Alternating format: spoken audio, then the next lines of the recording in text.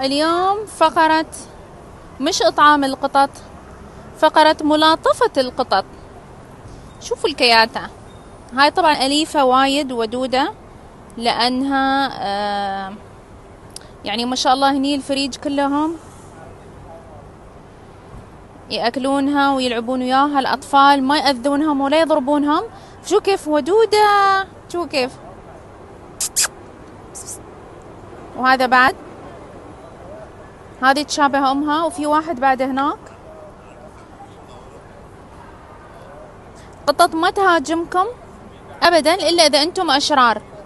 يعني تشوفوا هاي تدري إن نحن ناس زينين. وي خافت من هذا. إذا أنتم طيبين وحبوبين ما راح يهاجمونكم وما يخوفونكم. لكن إذا أنتم شرانيين وتعلمون عيالكم على الشر، إذا تعلمون عيالكم إنه والله هذيلا فيهم ينانوة وفيهم أباليس وفيهم عفاريت وفيهم المرض وفيهم أكيد إنه راح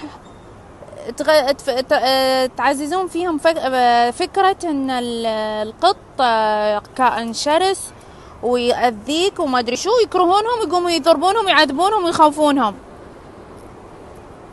يلا ها، لا لو سمحت لا تخليني أغير رأيي. نو، أنت أثبت عكس نظريتي. أي لو سمحت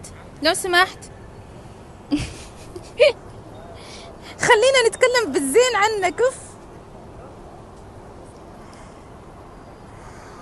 يلا باي.